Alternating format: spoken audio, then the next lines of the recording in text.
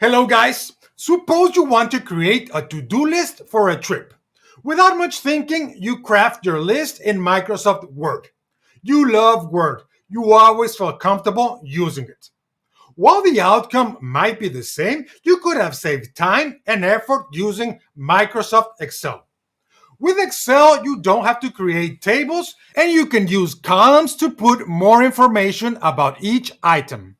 You could have also used other specialized tools suited to the task, like To Do, Monday, or ClickUp.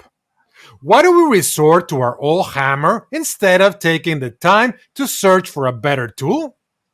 Why do we use the same skills everywhere? Today, in Deciding How to Decide, we will talk about Maslow's hammer, also known as the law of the instrument. And what exactly is it? Maslow's hammer is the tendency to over-rely on a familiar tool, method, or approach when faced with a problem or a decision, even if it may not be the most appropriate solution. When we acquire a new skill, we see opportunities to use it everywhere. We use what we have, not necessarily what we need. You may ask, why Maslow? The American psychologist Abraham Maslow, best known for his hierarchy of needs, is credited with the development of the tool. Maslow's hammer is widely present in the business world. It's not uncommon that known tools or frameworks are used in the wrong context. For example, leadership styles are not always flexible, but they should be. Particular contexts require particular kinds of leadership. Leaders need to adapt their style to the needs of their followers or team members. When leading a group of junior workers, your leadership approach should be different than when leading a group of peers. Easier said than done. We may feel more confident using a leadership style that worked for us in the past. And why does it happen? First, we tend to evaluate situations with the lens of our profession and skills, which is quite understandable. It is quite challenging for a chemist to think like an economist and vice versa.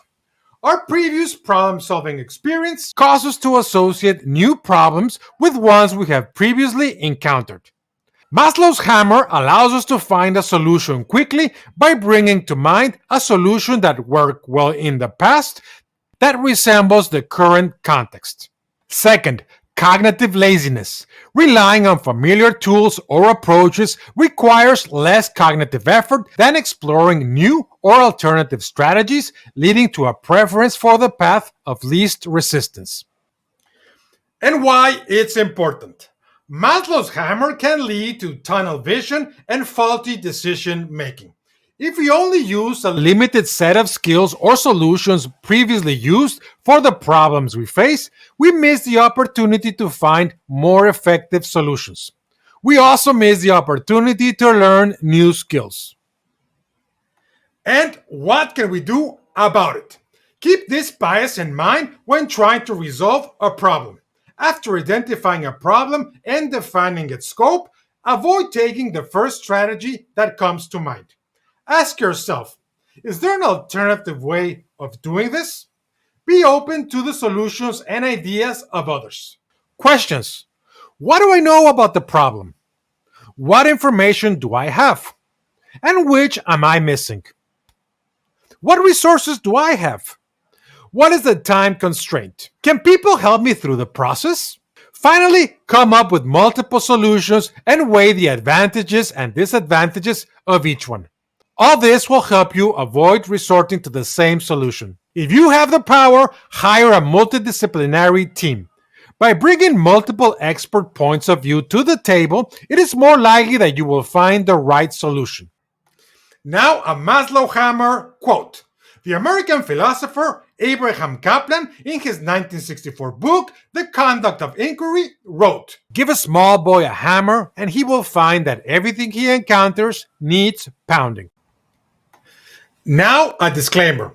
Remember, this video is not the last word regarding the Maslow's hammer. Its goal is to ignite your interest in this topic so you do your own research. Send us your feedback so we can continue this conversation.